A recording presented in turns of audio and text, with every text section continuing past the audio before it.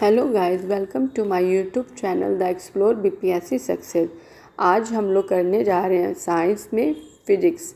जो 30 क्वेश्चन कर चुके थे, अब 31 से स्टार्ट कर रहे हैं। टोटल 200 क्वेश्चन है इसमें लूसेंट से, जो ऑल एग्ज़ाम में आपको काम करेंगे। तो ओके, 30 क्वेश्चन हो चुके थे। जिसने नहीं देखा वो जाके देख सकते हैं। और स्टार्ट करते हैं 31 क्वेश्चन नंबर से, जो हमारा ये है। सड़क पर चलने की अपेक्षा बर्फ़ पर चलना कठिन है, क्योंकि इसका क्या आंसर होगा? मतलब सड़क पर चलने की अपेक्षा बर्फ़ पर चलना कठिन है, क्योंकि बर्फ़ सड़क से सख्त होती है। सड़क बर्फ़ से सख्त होती है। जब हम अपने पैर से धक्का देते हैं तो बर्फ़ कोई प्रतिक्रिया व्यक्त नहीं करती। बर्फ़ में सड़क की अपेक्षा घर्षण कम होता है। इसका राइट आंसर होगा बर्फ़ में सड़क की अपेक्षा घर्षण कम होता है, यानी कि फ्रिक्शन बल कम होता है। इसीलिए हमें बर्फ़ पे चलने सड़क पर अगर हम लोग चलते हैं तो उसमें फ्रैक्शन होता है। हमारे पैरों से जो लगने वाला फोर्स और सड़क पर, तो उसमें फ्रैक्शन होता है, आराम से चल लेते हैं। और बर्फ़ पे हमारा फ्रैक्शन कम हो जाता है, जिससे चलने में प्रॉब्लम होती है। ठीक है, बढ़ते हैं नेक्स्ट क्वेश्चन पे। नेक्स्ट क्वेश्चन हमारा क्या है? 32। एक नदी में चलता हुआ जहाज समुद्र में आता है तो जहाज का स्तर क्या हो जाता है? जहाज का स्तर क्या होगा? हमारा स्तर थोड़ा नीचे गिर जाएगा, यानी कि थोड़ा नीचे आ जाएगा। अगर हमारा जहाज नदी में चल रहा है और एक ही बैग समुद्र में आ जाता है तो उसका स्तर क्या हो जाएगा? उसका स्तर थोड़ा नीचे आ जाएगा, क्योंकि नदी का पानी चलता है आराम से और समुद्र में लहर आती है, जिससे उसका स्तर उसको कम करना पड़ेगा। ओके, बढ़ते हैं 33 क्वेश्चन नंबर पे। 33 क्वेश्चन नंबर हमारा क्या है? लोहे की कील पारे में क्यों तैरती है जबकि यह पानी में डूब जाती है? मतलब समझे आप, लोहे की कील पारे में क्यों तैरती है जबकि पानी में डूब जाती है? इसका राइट आंसर क्या होगा? 33 का सी। लोहे का घनत्व पानी से अधिक है तथा पारे से कम। लोहे का घनत्व क्या है? पानी से अधिक है, यानी कि जो हमारा ये घनत्व है लोहे कील का ज़्यादा है, जो पारे से कम है। ठीक है, राइट आंसर हमारा होगा सी। पानी का घनत्व अधिकतम होता है, यानी कि हमारा पानी का घनत्व किस में अधिक होगा?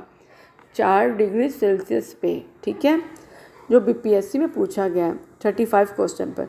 वस्तु की मात्रा बदलने पर अपरिवर्तित रहेगा, यानी कि वस्तु की अगर क्वांटिटी हम लोग ऊपर या नीचे करते हैं, बढ़ा देते हैं या कम करते हैं, तो उसमें क्या अपरिवर्तित होगा? मतलब क्या चेंज नहीं होगा? तो उसका राइट आंसर हमारा क्या होगा? 35 का डी। उसका घनत्व में चेंज नहीं होगा, आयतन में चेंज होगा, वेट में कम ज़्यादा हो जाएगा, द्रव्यमान होगा, लेकिन घनत्व में कोई चेंज नहीं आएगा। ओके, बढ़ते हैं 36 क्वेश्चन नंबर में। समुद्र में प्लवन करते आइसबर्ग का कितना भाग समुद्र की कितनी सतह से ऊपर रहता है? क्या क्वेश्चन पूछ रहा है हमारा? समुद्र में प्लवन करते आइसबर्ग का कितना भाग समुद्र की सतह से ऊपर रहता है? तो इसका राइट आंसर क्या होगा? 36 का ए, यानी कि 1/9। जो आइसबर्ग का जो पार्ट होता है वो समुद्र से कितना ऊपर रहता है? 1/9। ठीक है, बढ़ते हैं नेक्स्ट क्वेश्चन पे। 37 हमारा क्वेश्चन क्या है? एक मिनट। 37 हमारा क्वेश्चन क्या है? बर्फ़ के दो टुकड़ों को आपस में दबाने पर टुकड़े आपस में चिपक जाते हैं, क्यों? अब आप ही देखिए, 2 आइस क्यूब लेते हैं, अगर उसको हम लोग प्रेस करते हैं तो आप देखते हैं पिघलने लगती है वो और आपस में चिपक जाती है। ऐसा क्यों होता है? ऐसा क्यों होता है बताइए? ऐसा इसलिए होता है, पहले मैं आंसर बताती हूँ। 37 का हमारा क्या होगा? 37 का होगा हमारा ए। दाब अधिक होने से बर्फ़ का गलनांक घटता है। क्या होता है? उस पर प्रेशर हम लोग डाल रहे हैं ना, एक मिनट, उस पर प्रेशर कर रहे हैं, तो यानी कि दाब अधिक होने से बर्फ़ का गलनांक घट जाता है। 37 का क्या होगा हमारा? ए। ठीक है, बढ़ते हैं नेक्स्ट क्वेश्चन पे। नेक्स्ट क्वेश्चन क्या है हमारा? 38 क्वेश्चन नंबर। 38 क्वेश्चन हमारा क्या है? हवाई जहाज़ से यात्रा करते समय पेन से स्याही निकलने लगती है, क्यों? अगर हम लोग मतलब प्लेन पे अगर सफ़र करते हैं तो हमारा पेन से स्याही क्यों निकलती है? ये क्वेश्चन 8, 9, 10 का क्वेश्चन है, जैसे आपको सब लोग को पता होगा। इसका राइट आंसर क्या होगा? ए, वायु दाब में कमी के कारण। जैसे हम आप लोग कभी देखे होंगे जब मतलब जहाँ वायु दाब कम होता है तो हमारे नाक से खून भी बहने लगता है।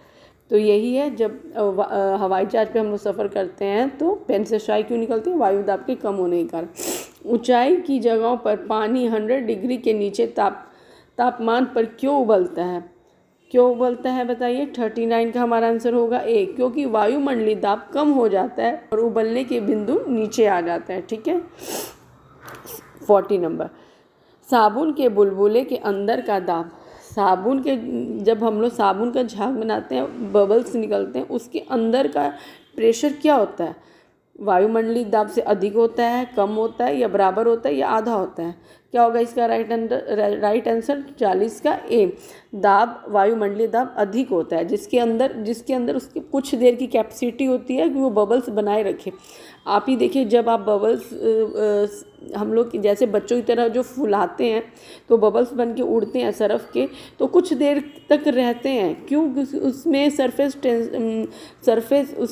टेंशन अधिक होता है, वायुमंडलीय दाब अधिक होता है, जिससे वो कुछ देर के लिए बने रहते हैं और कुछ देर के बाद वो ऑटोमेटिक फूट जाते हैं। ठीक है। 41, वायु दाब मापी की रीडिंग में अचानक गिरावट इस बात का संकेत करती है। अगर वायु दाब मापी की रीडिंग अचानक गिर जाए, अगर वायुमंडल दाब रीडिंग अचानक गिर जाए तो ये किस चीज़ का संकेत करती है? ये संकेत करती है कि तूफानी होगा, मतलब वेदर कैसा होगा हमारा? तूफानी होगा। अगर वायु दाब मापी की रीडिंग गिर जाए तो क्या होगा? हमारा मौसम कैसा होगा? ठंडा होगा, शांत होगा, या वर्षा युक्त होगा? नहीं, तूफानी होगा। ओके, बढ़ते हैं 41 क्वेश्चन नंबर पे। 42 क्वेश्चन हमारा क्या है? प्रेशर कुकर में खाना जल्दी पकता है, क्यों? प्रेशर कुकर में खाना पकता है जल्दी क्यों? इसका राइट आंसर होगा बी, अधिक दाब पर पानी अधिक तापक्रम पर उबलने लगता है। ठीक है। प्रेशर कुकर में खाना जल्दी इसलिए बनता है क्योंकि उसको प्रेशर मिल रहा है, और अधिक ताप पर पानी अधिकतम तापक्रम पे टेम्परेचर पर उबलने लगता है। ठीक है। हाइड्रोजन से भरा रबड़ का गुब्बारा वायु में ऊपर जाकर फट जाता है, क्यों? आपने देखा होगा रबड़ का कोई गुब्बारा होता है गैस वाला, ऊपर जाके फट जाता है, क्यों? क्योंकि वायुमंडल दाब उसका कम हो जाता है, घट जाता है। 43 का क्या आंसर होगा हमारा? डी। ठीक है। जैसे कि अभी मैंने बताया, एरोप्लेन से हम लोग जाते हैं तो हमारी स्याही निकलने लगती है, क्यों? क्योंकि वायुमंडल दाब कम हो जाता है। ठीक है, ये याद रखना। गैस का भरा गुब्बारा ऊपर जाके फट जाता है, क्यों? वायु दाब कम हो जाता है। और वैसे ही बाई प्लेन हम लोग सफ़र करते हैं तो पेन से भरी स्याही भी निकल जाती है, वायु दाब कम हो जाता है। ओके। 44, सूर्य में निरंतर ऊर्जा का सृजन किस कारण होता है? जो हमारे सूर्य से निरंतर ऊर्जा का सृजन होता है, किसके कारण होता है? नाभिकीय संलयन द्वारा। ओके। चाबी भरी घड़ी में कौन सी ऊर्जा स्थित होती है? जब हम किसी घड़ी में चाबी देते हैं तो वो किसके कारण होता है? तो 45 का हमारा होगा स्थित ऊर्जा। अब मैं कुछ आप लोगों को डिफाइन करना चाहती हूँ। ऊर्जा किसे कहते हैं? किसी वस्तु में कार्य करने की क्षमता को ऊर्जा कहते हैं। जैसे हम कोई कार्य कर रहे हैं तो उसमें हमारी एनर्जी लगी ना, तो उसी को एनर्जी कहते हैं, यानी ऊर्जा कहते हैं। ऊर्जा हमारी दो टाइप की होती है, काइनेटिक ऊर्जा, पोटेंशियल ऊर्जा, यानी गति ऊर्जा और स्थितिज ऊर्जा। सीधी गति ऊर्जा तो उसमें किसी वस्तु में कार्य कर रहे तो उसमें गति लग रही है तो गति ऊर्जा हो गई। और स्थितिज ऊर्जा, स्थित का मतलब जहाँ स्थिति उसकी पोजीशन में चेंज हुआ और जो कार्य लगा उसे स्थितिज ऊर्जा कहते हैं। ठीक है। चाबी भरी घड़ी में कौन सी ऊर्जा लगी? स्थितिज ऊर्जा, क्योंकि उसकी स्थिति को हम लोगों ने चेंज किया।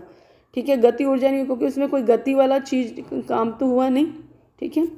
जब हम रबड़ के गद्दे वाले सीट पर बैठते हैं या गद्दे पर लेटते हैं तो उसका आकार परिवर्तित हो जाता है। देखिए अभी क्वेश्चन मैंने बताया ना, जब गद्दे पर बैठते हैं तो ऐसे पदार्थ में पाया जाता है, क्या होगा? इसका आंसर होगा स्थित ऊर्जा। क्यों? क्योंकि जब गद्दे पे हम बैठते हैं तो उसकी जो पोजीशन होती है, बैठते हैं तो वो वैसी शेप में आ जाता है, उसकी पोजीशन वैसे चेंज हो जाती है, तो इसीलिए उसको स्थित ऊर्जा कहा जाएगा, उसकी स्थिति में चेंज आया।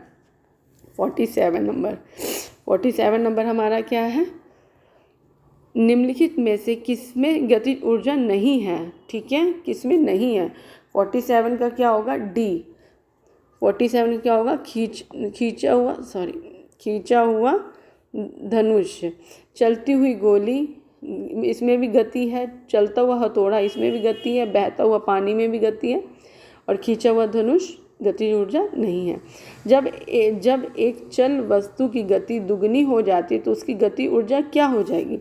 जब एक चल वस्तु दुगनी हो जाती है तो उसकी गतिज ऊर्जा क्या होगी? 48 का होगा हमारा बी, चौगुनी हो जाएगी, यानी कि 2 गुना तो 2 गुना और बढ़ जाएगी, 4 गुनी होगी।